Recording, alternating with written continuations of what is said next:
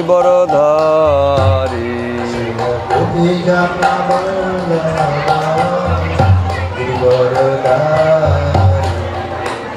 यशोदानंदन व्रज जनरंजन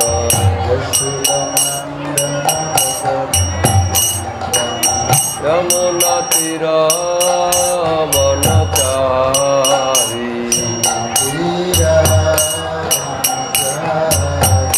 जय राधा माधव कुंज बिहारी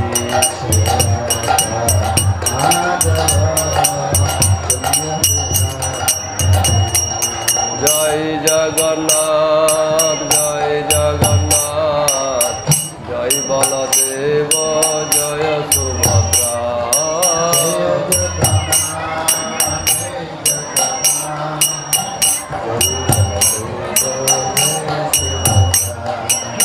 जगन्नाथ स्वामी नयन पथगामी भव तुम्हें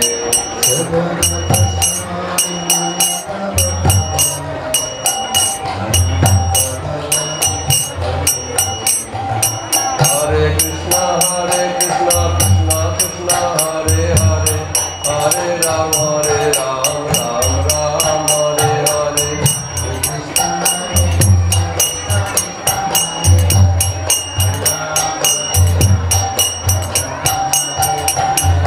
कृष्णा कृष्णा कृष्णा हरे हरे हरे राम राम हरे हरे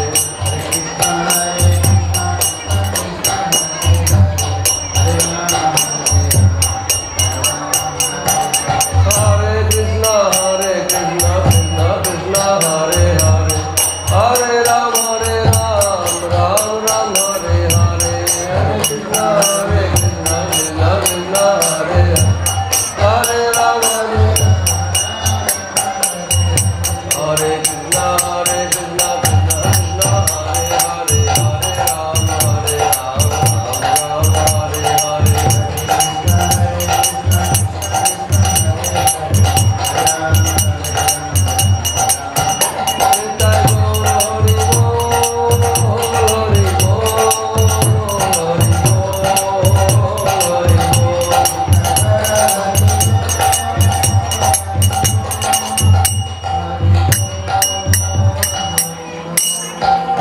गौरवनंदे हरि हरि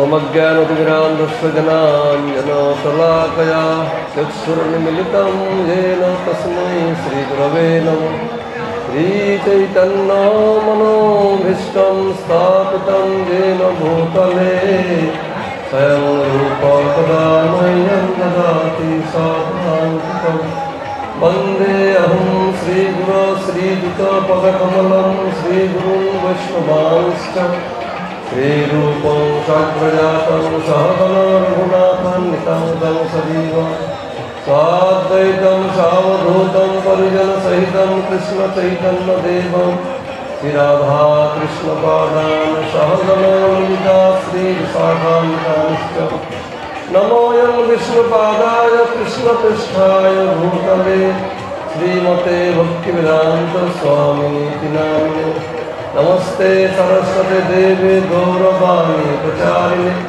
निर्विशेष शून्यवादी पश्चात्पदेशकारिणे वंशाकल्पतरुभ्यश्च कृपा सिन्धुभ्यैव च पतितानां पावनेभ्यो वैष्णवेभ्यो नमो नमः नीलाचल निवासाय नित्याय परमात्मने बलभद्र सुभद्राभ्यां जगन्नाथाय ते नमो जय श्री कृष्ण चैतन्य प्रभु नित्यानंद श्री अद्वैत गदाधर शिवासदि गौर भक्तवृंद सकल हरे कृष्णा कृष्ण कृष्ण हरे हरे हरे राम राम राम हरे हरे हरे कृष्णा कृष्ण कृष्ण हरे हरे हरे राम राम राम हरे हरे हरे कृष्णा कृष्ण कृष्ण हरे हरे हरे राम राम राम हरे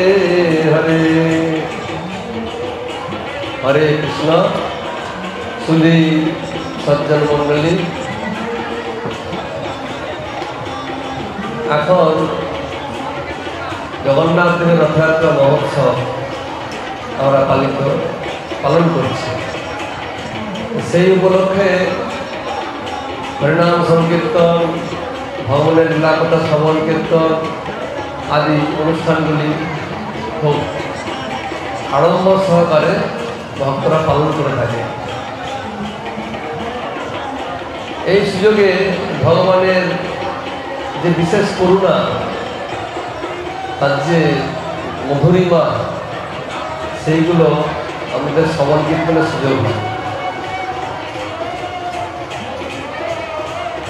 তার সঙ্গে মেলাতে খাওয়া দাওয়া, নাকি একটু ঘুরে বেড়ানো, একসঙ্গে সবগুলো ভালোই লাগে। কিন্তু মুখ্য উদ্দেশ্য হচ্ছে ভগবত চেতনা। যে চেতনা যদি কৃষ্ণ চেতনা না হয়, অন্য কোনো চেতনা থাকে, তাহলে কেবল সংসারে অশান্তি হয়। আজ দেখুন সারা বিশ্ব জুড়ে অশান্তির একটা বাতাবরণ সৃষ্টি হয়েছে।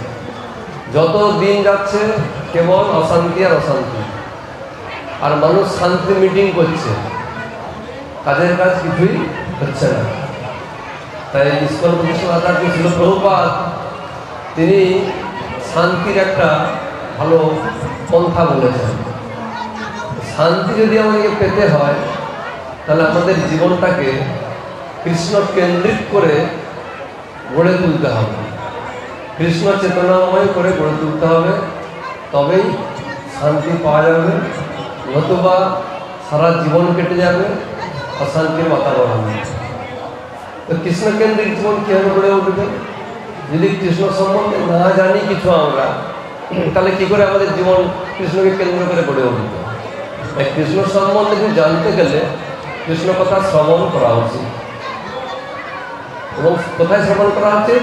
কৃষ্ণ ভক্তের সঙ্গের মাধ্যমে।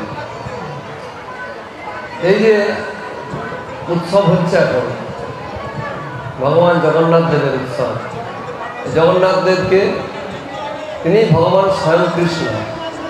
যেই কৃষ্ণ সেই গৌর, সেই জগন্নাথ। এই কৃষ্ণই তিনি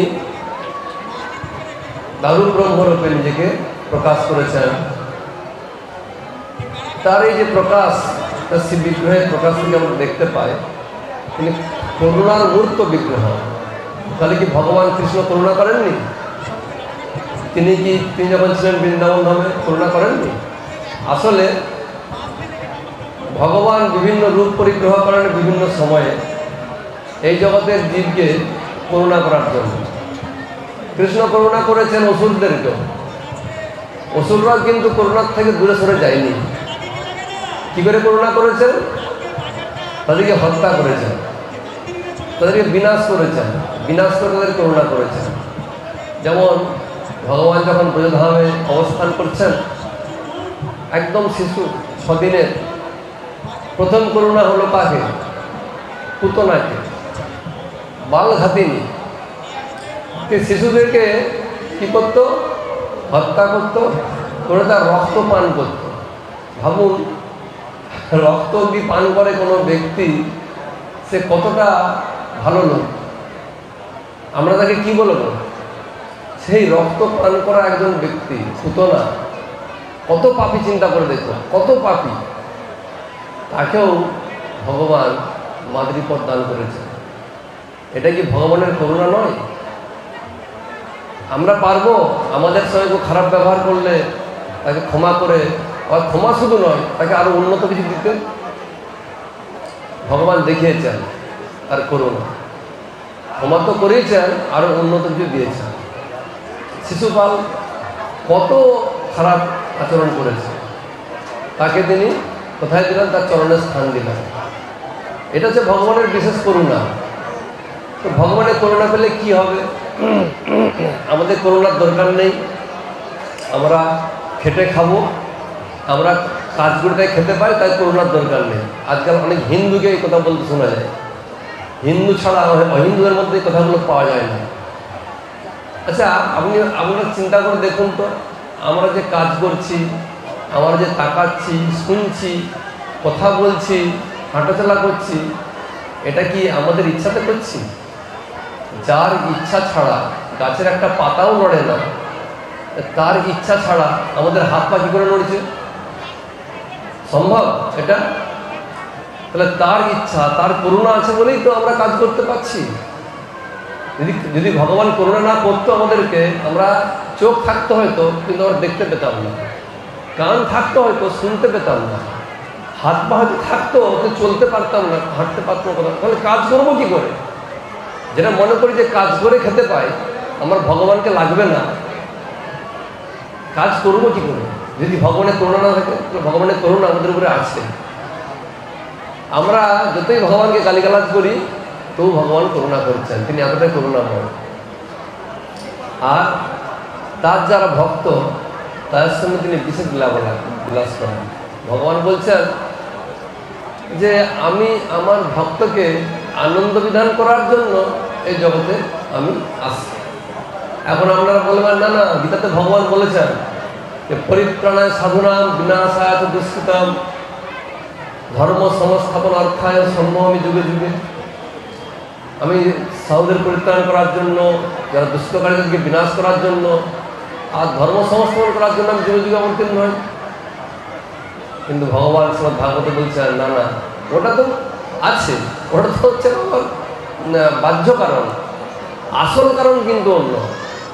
আসল কারণ হচ্ছে আমার যারা ভক্ত, তাদের আনন্দ বিধান করার জন্য, তাদের সুখ বিধান করার জন্য আমি অবতীর্ণ হই। বিভিন্ন লীলা করি তাদের সুখ বিধান করার জন্য। সেই রকম ভগবান যখন যখন যেই রূপ পরিগ্রহ করে আসেন, তিনি সেইভাবে লীলা বিলাস করেন। তো ভগবান কৃষ্ণ যখন জগন্নাথ দেবের রূপ পরিগ্রহ করে এই জগতে প্রকাশিত হলেন, তখনও ভগবান তার ভক্তদের সঙ্গে অনেক লীলা বিলাস করেছেন। তো ভগবানের কৃপার শেষ নেই। একটা কাহিনী, একবার রাজস্থানের জয়পুর আছে, আমরা জানেন, অনেক হয়তো গেছেন জয়পুর। জয়পুরের নাম সবাই জানেন প্রায়। তো এই জয়পুরের রাজার নাম ছিল জয় সিংহদেব, আর তার স্ত্রীর নাম ছিল চন্দ্রাবতী। তো উড়িষ্যার রাজার সঙ্গে তার একটা সখ্যতা ছিল। একবার উড়িষ্যার রাজা এই জয়পুরের রাজাকে আমন্ত্রণ জানিয়েছে যে আপনি আসুন, আমাদের এখানে একটু ঘুরে যাবেন। সেই হিসাবে জয়পুরের রাজা এবং তার স্ত্রী চন্দ্রাবতী উড়িষ্যাতে এসেছেন। তো পুরীতে এসে অবস্থান করেছেন, রাজামশাইটাকে দেখেছেন, জগন্নাথ বলদেব সুভদ্রা মহারানী শ্রীবিগ্রহ, অনেক মহিমা কীর্তন করেছেন এবং বলেছেন যে মহাপ্রসাদের কত মাহাত্ম্য। এই মহাপ্রসাদ যদি কেউ একবার পায়, সে মুক্তি তার জগৎ থেকে মুক্তি হবে। আর জানেন এই মহাপ্রসাদ কীভাবে হয়? যখন এই ভগবানকে ভোগ নিবেদন করা হয়, এই ভোগ কিন্তু কোনো সাধারণ কেউ রান্না করে না, এটা রান্না করে স্বয়ং লক্ষ্মী দেবী। আর সেই লক্ষ্মী দেবী রান্না করার পর এটা জগন্নাথ দেবকে নিবেদন করা হয়। তো জগন্নাথ দেব যখন সেটা গ্রহণ করেন, তারপরে জগন্নাথ দেবের যে মন্দিরের পিছনে আছে বিমলা দেবীর মন্দির, সেখানে তাকে দেওয়া হয়। সেই বিমলা দেবী সেটা যখন গ্রহণ করেন, তখন সেটা মহাপ্রসাদ হয়। এই মহাপ্রসাদ এতটাই এদের মাহাত্ম্য। এই মহাপ্রসাদ যদি পাই কেউ, সে তার ভগবানের দিব্য আনন্দ লাভ করেন ইত্যাদি শ্রবণ করার পর এই চন্দ্রাবতী, রাজা জয়সিংহদেবের পত্নী, উনি তখন জগন্নাথ দেবকে প্রার্থনা করলেন যে হে প্রভু, আপনি আমাকে একটি কন্যা দিন, কন্যা সন্তান দিন, যেই কন্যা সন্তান আপনার ভক্ত হবে, খুব ভালো ভক্ত হবে, আমার সেবা করবে।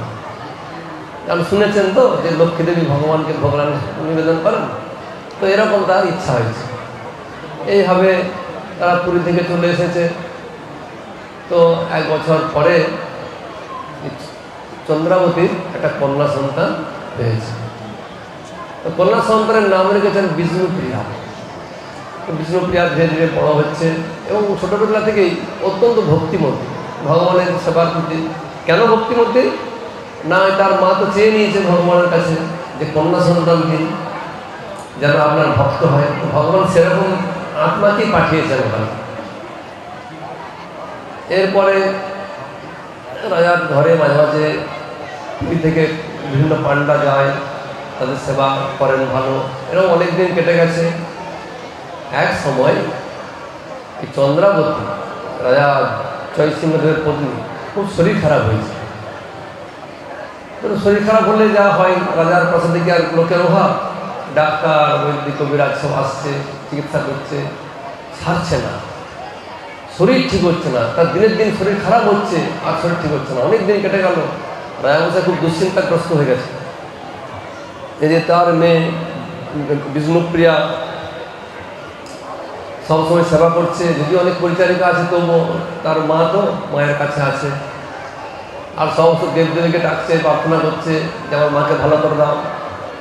আর ভাবছে খালি দেবদেবী কিছু পাথর হয়ে গেল, এই কলিযুগের জন্য কেউ কথা শুনছে না নাকি, কী ব্যাপার, এরকম চিন্তা করছে। একদিন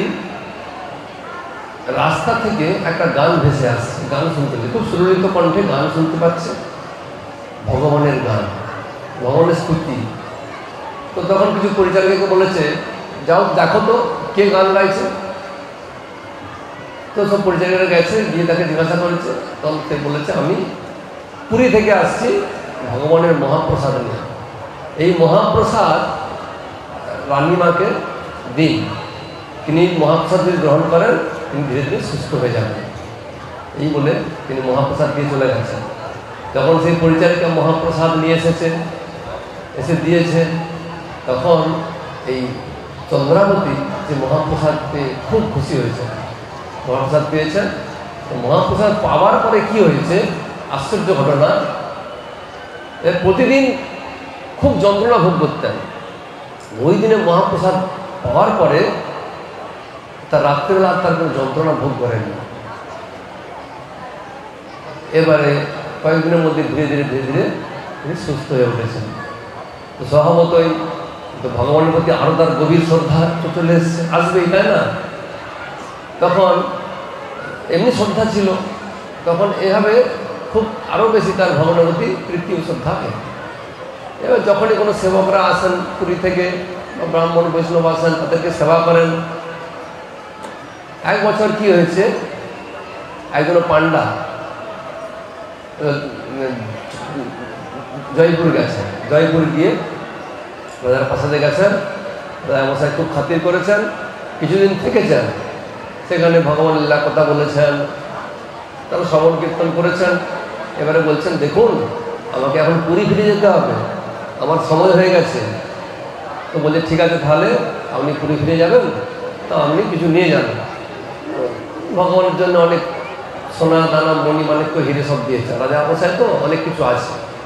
আর পান্ডাকেও অনেক কিছু উপহার দিয়েছেন, তার জন্য আপনার জন্য উচ্চ উপহার প্রণামী দিয়েছেন। আর এই রাজকন্যা বিষ্ণুপ্রিয়া উনি বলছেন, দেখুন আমি আপনাকে কিছু উপহার দেব। ঠিক আছে। তখন রাজকন্যা চিন্তা করছে যে আমি কি উপহার দেব। তো বলছে যে, হে জগন্নাথ, আপনার তো রত্নের অভাব নেই, আপনি তো রত্নাগার, তাহলে আপনাকে আমি কি দিতে পারি? তো হ্যাঁ, আপনার মনটা চুরি হয়ে গেছে। কখন চুরি হয়েছে মন? আপনি যখন বৃন্দাবন থেকে মথুরা আসছিলেন, তখন বৃন্দাবনের সমস্ত গোপীরা আপনার মন চুরি করে নিয়েছে। তো হে প্রভু, এই মন আপনার কাছে নেই, তাই আমি আমার মন আপনাকে দেব। তো কীভাবে দেব? তখন একটা ভূর্যপত্র সংগ্রহ করেছেন, করে কস্তুরীকে ভালো করে গুঁড়ো করে পেস্ট করে তাদের একটা কালি তৈরি করে সে কালিতে একটা পত্র লিখে দিয়েছেন, চিঠি লিখে সেটাকে কাঠের বাক্সে, সুন্দর বাক্সটা খুব সুন্দর, তাতে ভালো করে প্যাকিং করে আর এই পান্ডাকে দিয়েছেন যে ঠাকুরমশাই আপনি এটা নিয়ে গিয়ে জগন্নাথকে দেবেন। আর আপনার জন্য এটা প্রণামী বলে একটা স্বর্ণ মুদ্রা একে দিয়েছে, এটা আপনার প্রণামী। তো পান্ডা সব উপহার নিয়ে প্রণামী নিয়ে আসছে। এই রাজ্যের সীমানা যখন পেরিয়ে গেছে তখন ভাবছে যে কি এমন দিল বাক্সের মধ্যে। মানে অন্যান্য তো উপহারগুলো সব দেখতে পেয়েছেন, হীরা দিয়েছে, মণিমাণিক্য দিয়েছে, অর্থ সম্পদ দিয়েছে, কিন্তু বাক্সের মধ্যে কি আছে ওটা তো দেখতে পাইনি। তোর কৌতূহল জেগেছে কি এমন দিয়েছে, দেখি তো। তো বাক্সটা খুলে দেখেছে, আরে একটা ভূর্জপত্রে আছে, ওখানে কিছুই নেই। খুব অবাক হয়ে গেছে, এইটা বয়ে বয়ে নিয়ে যাবো আমি, দূর ফেলে দিয়েছি। ফেলে দিয়ে আবার হাঁটতে হাঁটতে হাঁটতে হাঁটতে চলে এসেছে। এবার দুদিন হেঁটেছে, এসে খুব ক্লান্ত হয়ে গেছে। ঘরে এসে রাত্রেবেলা যখন নিদ্রা যাচ্ছে, তো নিদ্রা অবস্থায় জগন্নাথ দেব তাকে স্বপ্ন দিয়েছে। তো সে পূজারীকে বলছে যে তুমি তোমার তো উপহারগুলো সব ঠিক ঠিক নিয়ে এলে, আর আমার যে শুদ্ধ ভক্ত আমাকে একটা ভালো উপহার দিল, তুমি সেটা ফেলে দিয়ে চলে এলে, এটা তোমার কি ধরনের কাজ হলো? তুমি দেখবে ওই উপহার কিন্তু আমি গ্রহণ করেছি। তুমি কালকে এসে দেখবে আমার পক্ষে সেই উপহার আছে। তো যথারীতি এই স্বপ্ন দেখেছে।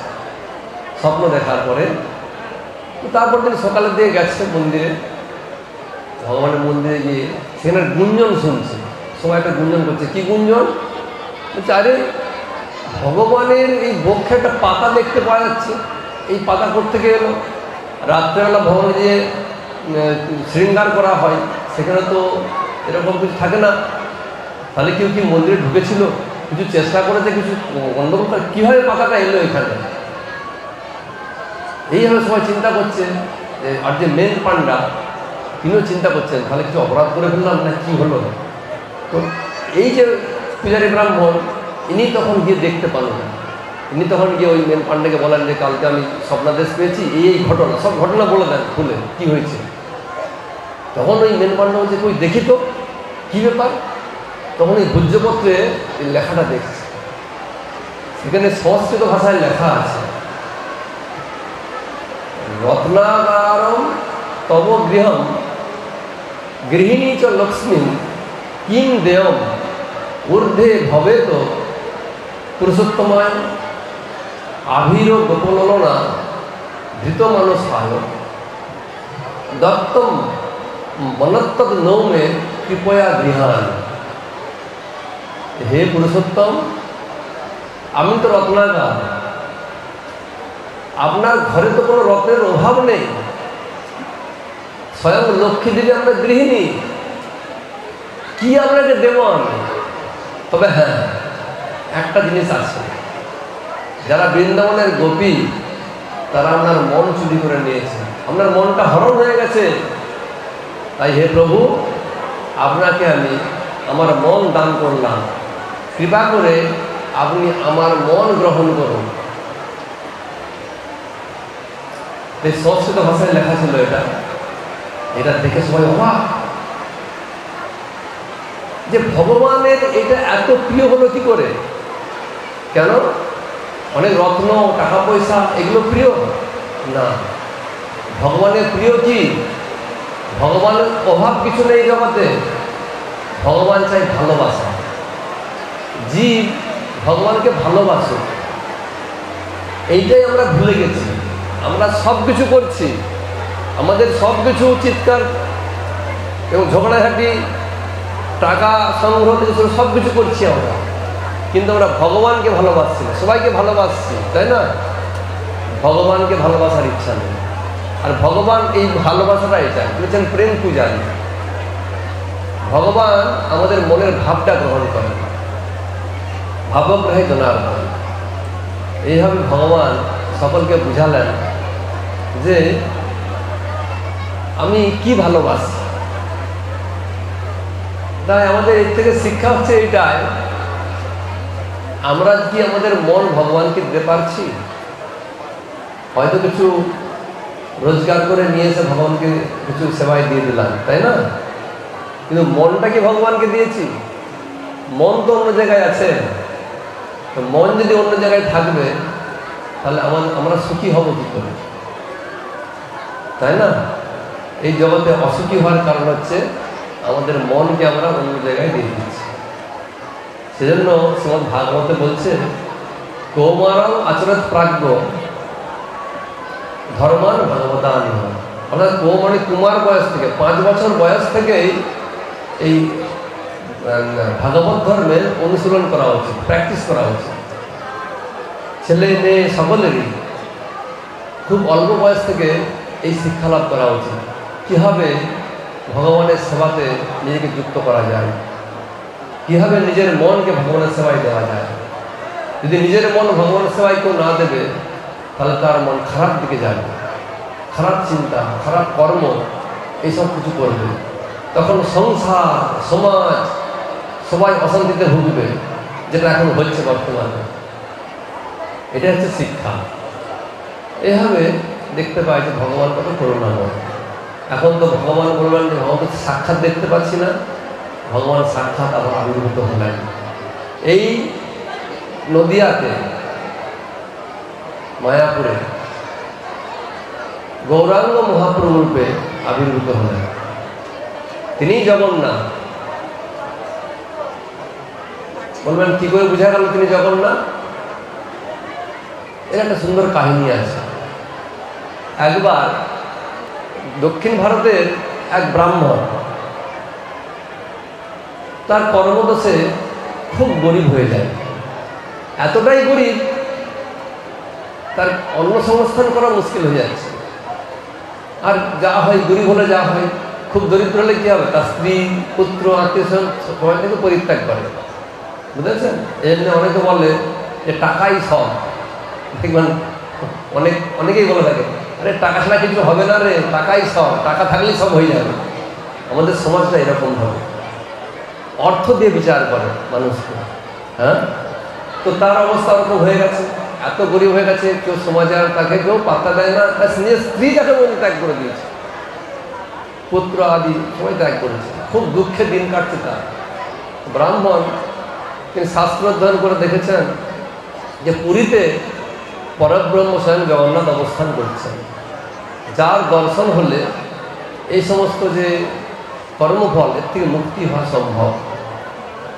তিনি এই চিন্তা করে তিনি সেখান থেকে পুরীর উদ্দেশ্যে রওনা দিলেন। হেঁটে হেঁটে আসছেন, তার ইচ্ছা ভগবানকে দর্শন করবেন এবং ভগবানের কাছে প্রার্থনা করে তার এই যে দুরবস্থা, এই যে আর্থিক দিক থেকে তিনি এতটাই দারিদ্র্যগ্রস্ত, তিনি ভগবানকে চাইবেন যেন ভগবান তাকে এই অবস্থায় উদ্ধার করেন।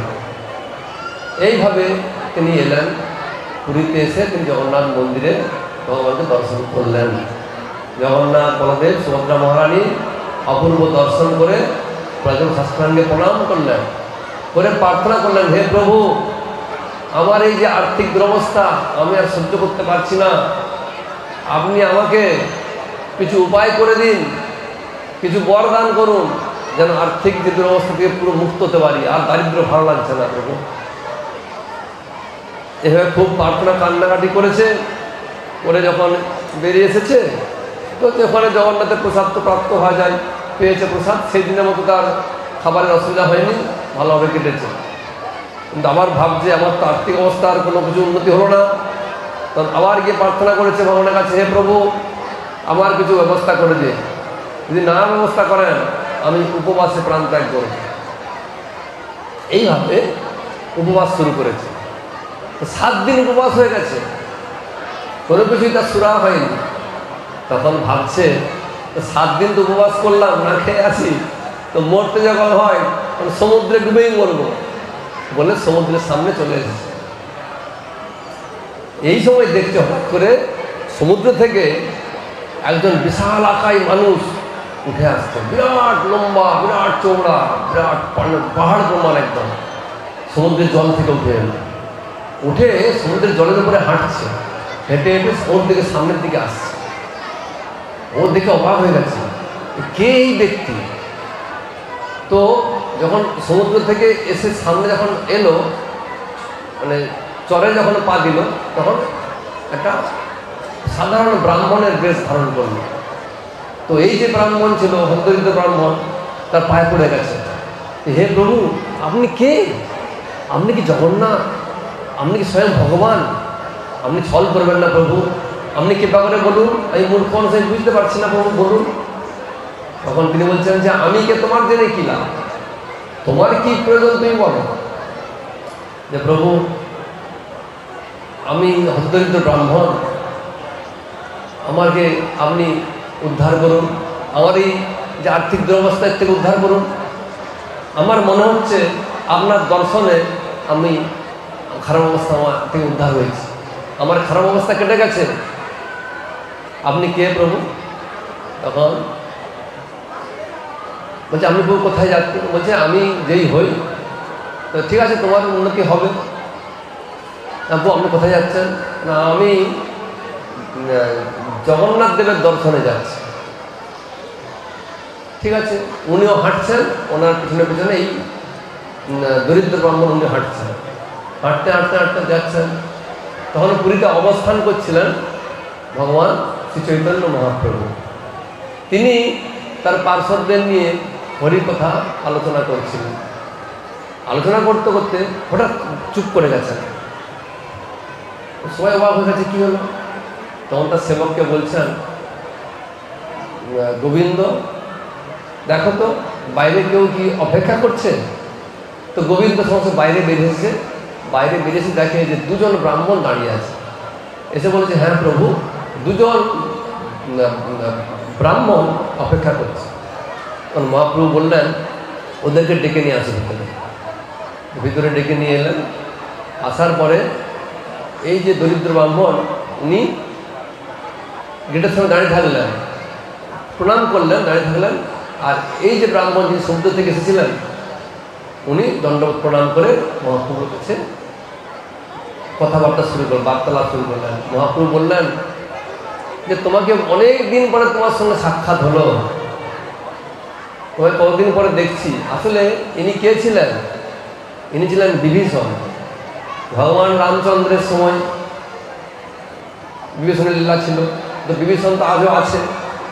তো যেহেতু মহাপ্রভু সেই রামচন্দ্র, সেই কৃষ্ণ, তাই মহাপ্রভু বলছেন তোমার সঙ্গে অনেক দিন পরে দেখা হল। যে মহাপ্রভুর সঙ্গে কথোপকথন হচ্ছে, কিন্তু কি কথোপকথন হচ্ছে, কি বিষয়ে কেউ ভালো বুঝতে পারছে না পার্শ্বদা।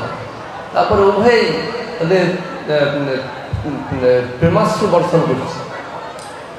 এরভাবে অনেকক্ষণ আলোচনার পর তখন ওই বিভীষণ বলছেন যে প্রভু এই যে ব্রাহ্মণ দেখছেন, এই দরিদ্র ব্রাহ্মণ, ইনি খুবই দরিদ্র, ইনি অর্থ সম্পত্তি কামনা করছেন। তখন মহাপ্রভু বলছেন আরে এ তো মূর্খ ব্রাহ্মণ, এর কর্মফসে এর এই জন্মে এই হাল, এই যে আর্থিক কষ্ট হচ্ছে, এত যে দরিদ্র, এর কর্মফল খারাপ। কিন্তু এরকমই মূর্খ এই বর্তমান জগতের মানুষ, তারা নিজের কর্মে কষ্ট পায় আর ভগবানকে দোষ দেয়। আর যখন সুখ পায় কিছু তখন নিজেকে বাহবা দেয়, আমি সব করেছি, আমার জন্যই সুখ আসছে। যাই হোক, যখন তোমার কাছে এসেছে তুমি কিছু ব্যবস্থা করো, ওকে কিছু দাও, তুমি সঙ্গে নিয়ে যাও, দাবির দেশে নিয়ে যাও, তুমি তাকে ধন সম্পত্তি দাও। ঠিক আছে প্রভু, তাই হবে। এই বললে ওখান থেকে বেরিয়ে এলেন। বেরিয়ে এসে ও বিভীষণ আবার সমুদ্রের দিকে চলে আসছেন। তো ওই যে হন্তদরিদ্র ব্রাহ্মণ উনিও পিছনে পিছনে আসছেন। এই সমুদ্রের সামনে এসে বলছে প্রভু আপনি তো গেলেন না জগন্নাথ দেবের মন্দিরে দর্শন করতে? তখন বিভীষণ বলছে আরে মূর্খ ব্রাহ্মণ, আমি তো জগন্নাথ দেব দর্শন করেই এলাম। কে? আরে যার সঙ্গে দর্শন করলাম উনি তো জগন্নাথ দেব, স্বয়ং ভগবান উনি। তখন আবার পায়ে পড়ে গেছে, প্রভু আমি সত্যিই মূর্খ, আমার সত্যিই কোনো জ্ঞান নেই, আমাকে ক্ষমা করুন প্রভু, আমাকে আরেকবার ওনার কাছে নিয়ে চলুন। আমি এত মূর্খ আর কর্মবশে আমার এমনই অবস্থা যে আমার কোনো কাণ্ড জ্ঞান নেই। আপনি কৃপা করে নিয়ে চলুন আরেকবার আমার কাছে। আবার নিয়ে এসেছেন, মহাপ্রভুকে প্রণাম করেছেন। মহাপ্রভু বলছেন কি এবার আবার ফিরে এলেন যে প্রভু এই ব্রাহ্মণ আপনাকে কিছু বলতে চাই। ওই ব্রাহ্মণ মহাপ্রভুর চরণে পড়ে গেছে যে প্রভু আপনি স্বয়ং জগন্নাথ, আমি এত মূর্খ, আমি এত খারাপ কর্ম করেছি, তার জন্য আমি এই জগতে এত কষ্ট পাচ্ছি, দুঃখ পাচ্ছি। প্রভু আমি কি চাইছি তার নিজেরই ঠিক নেই, আপনি কৃপা করুন যেন এই যন্ত্রণা থেকে চিরতরে মুক্তি পাই। প্রভু আপনার কৃপা আমার আর উপায় নেই। তো এই দরিদ্র ব্রাহ্মণ যে স্বীকারোক্তি শ্রবণ করে মহাপ্রভু মৃদু হাসলেন, ঠিক আছে তুমি যাও, তুমি কিছু তোমার কিছু অর্থপ্রাপ্তি হবে উনি দেবেন, আর তোমার যে কর্মের ফল সুখ দুঃখ ভোগ করো, আমি আশীর্বাদ করছি অন্তিমে তুমি ভগবানের চরণে স্থান পাবে। যখন এই শরীর অন্তকাল উপস্থিত হবে, যখন শরীর তোমার ত্যাগ হবে, তুমি ভগবান জগন্নাথ দেবের চরণ প্রাপ্ত হবে তোমার। তো এইটা শুনে সমস্ত যে সাধারণ ভক্তরা ছিলেন, মহাপ্রভু পার্ষদরা, তারা হয়ে ধ্বনি করলেন হরি বল। এইভাবে ভাবলেন যে কত কৃপা ভগবানের। এরকম একজন ব্যক্তি যিনি কত খারাপ কর্ম করার ফলে তার এই পরিণতি হয়েছে, তাকেও তিনি যখন ভগবানের চরণে যখন প্রণতি নিবেদন করছেন, তখন ভগবান তার সমস্ত অপরাধ ক্ষমা করবেন। এ হচ্ছে ভগবানের গুণ। মানুষের মধ্যে কি আসে এই গুণ? সম্ভব। কিন্তু আমরা এমন মূর্খ, যখন কিছু প্রতারক তারা সন্ন্যাসী সেজে বা কিছু সেজে তারা নিজেকে ভগবান বলে অথবা বলে গুরুদেব ভগবান, তখন আমরা সেটাকেই মনে করি ঠিক বলছি। আসলে জীব তো কোনো ভগবান হতে পারে না, এইরকম করুণা কোনো জীবের থাকতে পারে না, একমাত্র ভগবানেরই থাকতে পারে। এইভাবে দেখতে পাই যে ভগবান দারু ব্রহ্ম রূপে অচল জগন্নাথ, আর চৈতন্য মহাপ্রভুর রূপে সচল জগন্নাথ। জয় জগন্নাথ স্বামী কি। এরা ভগবান কত করুণা করছেন। ভগবানের লীলা অনন্ত, আর সময় খুব কম। আমার হাতে 15 মিনিট সময় আছে এখন। তো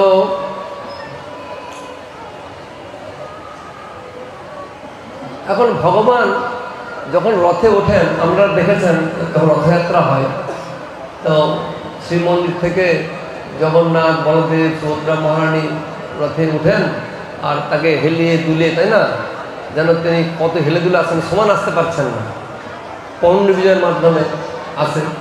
তো কেন এই জগন্নাথদেরকে হেলিয়ে দুলিয়ে নিয়ে আসা হয়? তো সমান তো নিয়ে এসে বসে দিলেই হলো রথে, তাই না? কেন নিয়ে আসা হয় হেলিয়ে দুলিয়ে? তো মহাপ্রভু পার্ষদ কানাই খুন্তিয়া নামে একজন পার্ষদ, তিনি মহাভাব প্রকাশ বলে একটা গ্রন্থ রচনা করেছিলেন, সেখানে জগন্নাথের লীলাটা বর্ণনা করেছেন। এরকম ধরনের এক লীলা যে একবার কি হয়েছে, ভগবান কৃষ্ণ যখন দ্বারকাতে অবস্থান করছেন, দ্বারকাতে তিনি সমস্ত সকলের সঙ্গে সবকিছু তার কার্যক্রম ঠিক করলেও তার মাঝে মাঝে তার মনটা যেন মনত অন্যদিকে চলে যাচ্ছে, সবাই লক্ষ্য রাখে। তিনি সুখী ছিলেন না, মনে করেন তিনি সুখী নয়। মাঝে মাঝে তিনি রাধে রাধে,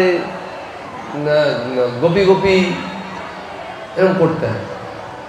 একদিন কি হয়েছে, তিনি এই যে বৃন্দাবনের যে সমস্ত লীলা, সেখানে তিনি যখন সেখান থেকে চলে আসেন মথুরাতে, তখন সমস্ত গোপী সেখানে ধরেছিল যে না যাবে না, এত ভালোবাসে বৃন্দাবনবাসী কৃষ্ণকে, না যাবে না। কিন্তু কৃষ্ণ তখন কথা দিয়েছিল, এই তো এই 15-20 দিন এই মথুরাতে কংস আছে, এই কংসকে বধ করে দিয়ে আমি চলে আসবো, আবার লীলাবিলাস করবো, কোনো চিন্তা নয়, এই 15-20 দিন। এইটা বলে চলে এসেছিলেন। তারপর আর যাননি বৃন্দাবনে। কিন্তু তাদের সেই যে ভালোবাসা তিনি ভুলতে পারেননি। একদিন কি হয়েছে, তিনি অচেতন হয়ে গেছেন, অচেতন হয়ে পড়ে আছেন, কেউ নেই। ওই সময় নারদ মুনি আর ভগবানের সখা উদ্ধব ওইখানে এসে উপস্থিত হয়েছে। ওনারা দেখেন যে কৃষ্ণ, ভগবান কৃষ্ণ অচেতন হয়ে পড়ে আছেন, কি ব্যাপার?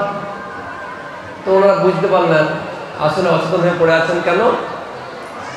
বৃন্দাবনের যে সেই ভাব তার মনের মধ্যে প্রকাশ পেয়েছে, সেই ভাবে তিনি ভাবিত হয়ে তার বিকারগ্রস্ত পড়ে আছেন। তখন উদ্ধব বলছেন নারদমুনিকে যে নারদমুনি, আপনি সেই বৃন্দাবনের যে ভাব তার কিছু কীর্তন করুন, তাহলে ওনার সঙ্গে সঙ্গে অচেতন অবস্থাটা কেটে যাবে, নাকি চেতন অবস্থা আসবে। নারদমুনি বলছেন হ্যাঁ এটা ঠিক, কিন্তু আমি একটা অন্য চিন্তা করছি। কি চিন্তা? চেতন অবস্থা এলে ওনাকে ধরে রাখা যাবে না। কেন? উনি সঙ্গে সঙ্গে বৃন্দাবন দিকে যাওয়ার চেষ্টা করবেন। তখন কি করবো আমরা? আর যদি বৃন্দাবনে না যেতে পারেন তাহলে মুশকিল, আর যদি বৃন্দাবনে চলে যান তাহলেও মুশকিল। তাহলে কি করা যাবে? এই চিন্তা করতে করতে স্বয়ং বলরাম, কৃষ্ণের দাদা নাকি অগ্রজ, তিনি এসে উপস্থিত হয়েছেন। তিনি দেখেন কি ব্যাপার, অচেতন হয়ে পড়ে আছে। এরা বললেন অচেতন হয়ে পড়ে আছে, তখন বললেন যে এই হচ্ছে পরিস্থিতি। নারদমুনি যদি এখন ভগবানের কীর্তন করে তো জেগে যাবে, তাহলে কী হবে? তাহলে উনি তো চেতনা পেয়ে সঙ্গে সঙ্গে বৃন্দাবন দিয়ে যাবেন। হ্যাঁ, খেলাটা রথের ব্যবস্থা করবে।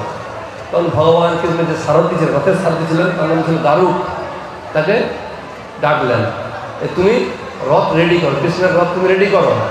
কারণ কৃষ্ণ চেতনা পেলেই রথে উঠবে, বৃন্দাবন যাবে। ঠিক আছে, বৃন্দাবন যে যাবে তাহলে তো কমসে কম খবর দিয়ে আসা উচিত। নাহলে গেলে পরে সেখানে তো অবস্থা খারাপ। সবাই যদি সেখানে একটু সুখী দেখে, কৃষ্ণ গিয়ে দেখে যে সবাই সেখানে সুখী আছে, আনন্দে আছে, তাহলে কৃষ্ণের মনটা ভালো লাগবে। কৃষ্ণ যদি গিয়ে দেখে সবাই দুঃখী তার অদর্শনে, তখন কৃষ্ণ আরও দুঃখ পাবে, তখন তো কৃষ্ণকে রাখা মুশকিল হয়ে যাবে। তাহলে উদ্ধব তুমি যাও।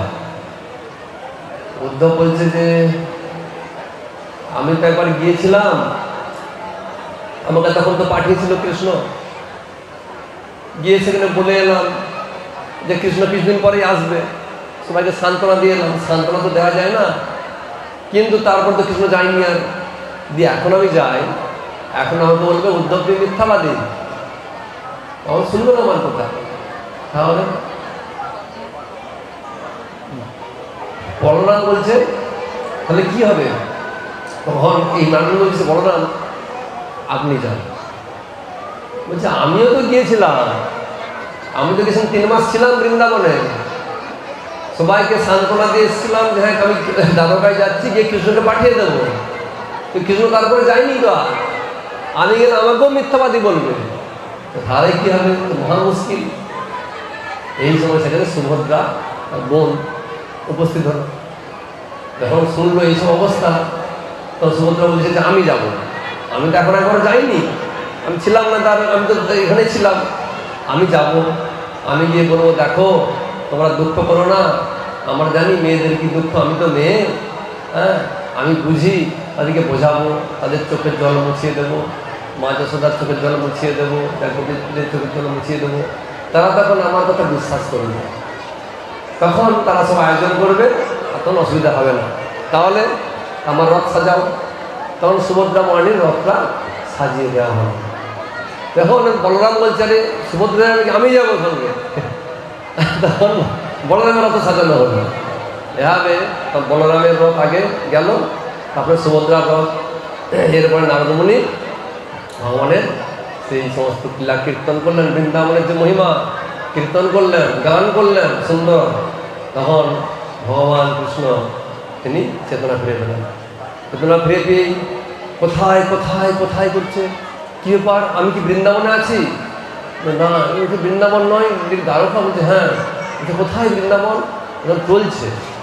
হ্যাঁ, রাধা বিরহ ভাব, যেন তিনি মদিরা পান করেছেন এরকম তিনি চলছেন, তার সে বিরহ ভাবে নিজেকে স্থির রাখতে পারছেন না। তখন তাকে তিনি চলতে আরম্ভ করেছেন, চলছেন একদম, তিনি চলতে কাঁপতে কাঁপতে, তখন তাকে সবাই ধরে নিয়ে গিয়ে রথে বসানো, আর রথ চলতে আরম্ভ করল। সেই ভাব, সেই লীলা, এই জগন্নাথ। তাই জগন্নাথ এই ভাবটা হচ্ছে এরকম যে দ্বারকা থেকে যাচ্ছে বৃন্দাবন, এই ভাব, এইভাবে জগন্নাথদের যান লীলাচল থেকে যান সুন্দরাচল, গুন্ডিচা, চৈতন্য মহাপ্রভু এই ভাব দর্শন করতেন, যেন ভগবান পুনরায় বৃন্দাবনে আসছেন।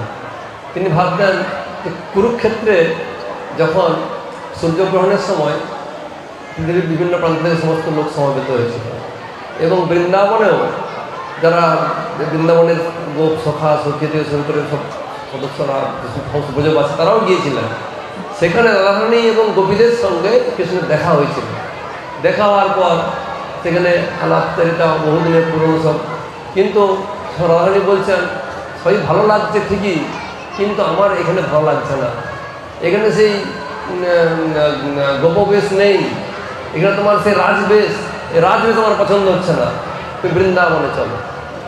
তো সেই ভাব মহাপ্রভুর এসেছে, কারণ মহাপ্রভু হচ্ছেন কি রাধা ভাব জ্যোতি, রাধা ভাব সুবলিতম, তিনি রাধা ভাব অবলম্বন করেছেন, তার মধ্যে রাধার ভাব। তাই তিনি সেই ভাবে তিনি ভাবিত হয়ে এই জগন্নাথ দেবের রথযাত্রা তিনি উৎসবে অংশগ্রহণ করতেন। এবং তিনি কৃষ্ণ, তিনি আলাদা ভাব নিয়েছেন, আবার জগন্নাথ তিনি কৃষ্ণ। তার সুন্দর কাহিনী, সুন্দর লীলা বর্ণনা করা আছে চরিতামৃতে। সময় যেহেতু খুব অল্প, সেজন্য আর সেই বর্ণনায় আমি গেলাম না। এইভাবে মহাপ্রভু এই ভগবানের এই লীলা তিনি আস্বাদন করতেন। আর এই জন্য যখন জগন্নাথ দেব বেরিয়ে আসে মন্দির থেকে, তখন জগন্নাথ বলদেব সবাই যেন সেই ভাবে ভাবিত হয়ে কাঁপতে কাঁপতে টলমল টলমল করতে করতে এসে রথে আরোহণ করেন। সেই জন্য ওই জগন্নাথকে ওইভাবে নিয়ে যাওয়া হয়, কাঁপাতে কাঁপাতে দোলা দোলাতে নিয়ে যাওয়া হয়। আপনারা পুরী গেছেন, দেখেছেন, এখানে যখন মন্দির থেকে যখন এসেছেন জগন্নাথ দেব সে একইভাবে রথে আরোহণ করেছেন। এই জন্যই জগন্নাথ দেবকে ওইভাবে নিয়ে যাওয়া হয়। তো আর মহাপ্রভু কী করতেন? মহাপ্রভু এই যে বৃন্দাবন সুন্দরাচল, এখানকার স্বাদ আস্বাদন করতেন। সে সুন্দর উপবন, তার যে একটা বৃন্দাবনের ভাব সেখানে আছে, এবং সেখানে ভগবান লীলা তথা শ্রবণ কীর্তন আদি করে এই 7 দিন তিনি অতিবাহিত করতেন। এইভাবে আমাদেরও উচিত মহাপ্রভুর যেই ভাবধারা, তিনি যেই পথ আমাদের দেখিয়ে গেছেন, যে কীভাবে জগন্নাথের রথযাত্রার সময় আমাদের কীরকম মনোভাব থাকা উচিত। আমাদের মনোভাব হওয়া উচিত যে জগন্নাথ রথযাত্রার সময় এই গুন্ডিচা মন্দিরে অবস্থান করে আমরা ভগবানের লীলা শ্রবণ কীর্তন করব, আর রথে যখন ভগবান আরোহণ করবেন তা দর্শন করব, করলে কি হয়? মুক্ত হয়ে যায় জগৎ থেকে। দোলেশ দোল গোবিন্দম চাপ্পেষ্ট মধুসূদনম রথেত বামনম দৃষ্টা পুনর্জন্ম ন বিদ্যতে। এটা বলা, শাস্ত্রে বলা হয়েছে যে ভগবান গোবিন্দকে দোলায়িত অবস্থায় অথবা মধুসূদনকে নৌকা বিহাররত অবস্থায় কিংবা রথারূঢ় অবস্থায় যখন জগন্নাথ দেবকে যখন কেউ দর্শন করে, তখন তার ভগবানের কৃপায় আর পুনর্জন্ম হয় না। আর পুনর্জন্ম হয় না মানে কি? মানে সে ভগবত ধামে ফিরে যায়, মুক্তি লাভ হয়। এটা ভগবানের বিশেষ করুণা। তিনি সকলকে দর্শন দিয়ে তিনি ভগবান সব জীবকে উদ্ধার করছেন। কিন্তু আমরা যারা ভগবানকে দর্শন করছি, আমাদের ভাবটাও সেরকম হওয়া উচিত। তাহলে ভগবানের অবশ্যই কৃপা প্রাপ্ত হওয়া যাবে। আর এইসব শিক্ষা যদি না নেওয়া হয়, কেবল দেখলে কিছুই হবে না, সে মনের ভাব দরকার। তাই শিক্ষা নেওয়ার জন্য আমাদেরকে চেষ্টা করতে হবে। ছোট বড় সকলকেই শিক্ষা নিতে হবে। শিক্ষা নিতে হবে ভগবানের ভক্তের কাছ থেকে, তবেই সম্ভব ভগবান সম্বন্ধে মনের ভাবটা কী হওয়া উচিত সেটা জানা, নাহলে জানতে পারবে না কোনো দিন। এই জন্য আমাদের ইস্কন থেকেও সেই সুন্দর ব্যবস্থা আছে ছাত্র যুবকদেরকে শিক্ষা দেওয়ার জন্য। যারা গৃহস্থ তাদেরকে শিক্ষা দেওয়ার জন্য। কি শিক্ষা? স্বয়ং ভগবান শ্রীমদ্ ভগবদ্গীতায় যেই আদেশ, যেই উপদেশ দিয়ে গেছেন, শ্রীমদ্ ভাগবতে যে আদেশ উপদেশ তার লীলা আদি বর্ণনা করা আছে, সেই শিক্ষা অনুসারে কীভাবে আমরা আমাদের জীবনকে তৈরি করতে পারি, এটাই। এর ফলে কী হবে? চরিত্র গঠন হবে, আধ্যাত্মিক জ্ঞানের বিকাশ হবে। তখনই নিজে সুখী হওয়া যাবে এবং নিজের সঙ্গে সংশ্লিষ্ট সমস্ত ব্যক্তিও তারা শান্তি অনুভব করতে পারবে। যদি তা না হয়, ভগবানকে বাদ দিয়ে জীবন মানে অশান্তির জীবন। সারা জগৎ যখন অশান্তি ভুগছে, নিশ্চিত রূপে জানবেন তারা ভগবত বিমুখ জীবনযাপন করছে। ভগবান মানে কৃষ্ণ, একলা ঈশ্বর কৃষ্ণ, আর সব ভৃত্য যারা দৈছে না যায় সে দৈছে করেনি। কৃষ্ণ একমাত্র ভগবান, ঈশ্বর পরম কৃষ্ণ সচ্চিদানন্দ বিগ্রহ, অনাদিরাদি গোবিন্দ সর্ব কারণ কারণ। আর বাকি যে স্বর্গে সব দেবদেবীরা, কালী দুর্গা শিব ব্রহ্মা আদি, এরা সকলেই ভগবানের আজ্ঞাবহ দাস দাসী, ভগবানের আজ্ঞা অনুসারে এরা সেবা করছে। এদেরকে বিশেষ কিছু অধিকার, কিছু ক্ষমতা দেওয়া হয়েছে, যে ক্ষমতা নিয়ে এরা এই পৃথিবীর এই সমস্ত ব্রহ্মাণ্ডের জীবদেরকে পরিচালনা করছে। কিন্তু স্বয়ং ভগবান হচ্ছেন কৃষ্ণ। তাই কৃষ্ণ ছাড়া যদি কেউ কৃষ্ণকে বাদ দিয়ে দেয়, যদি অনেক দেবদেব পূজা করে, তার চেতনা উন্নত হবে না, তার চেতনা চিরকাল খারাপ থাকবে। আর যদি কেবল কৃষ্ণ চেতনা হয়, তবে তার চেতনা হবে উত্তম। আর উত্তম চেতনাতেই মানুষের জীবন সুখী হতে পারে, পাশবিক চেতনাতে কোনো সুখী হয় না। তাই আমরা জগন্নাথ দেবের কাছে প্রার্থনা করবো, হে প্রভু, আপনি আমাদের সেই চেতনা দিন, যেই চেতনাতে আমরা আমাদের জীবনকে সুন্দর করে গড়ে তুলতে পারি, সুখী করতে পারি এবং অন্তিমে আপনার সেবক রূপে নিত্য সেবায় যুক্ত হতে পারি। হরে কৃষ্ণ কৃষ্ণ কৃষ্ণ হরে হরে, হরে রাম রাম রাম হরে হরে। জয় জগন্নাথ স্বামী কি, ভক্তবৃন্দ কি, গৌর প্রেমানন্দে হরি হরি।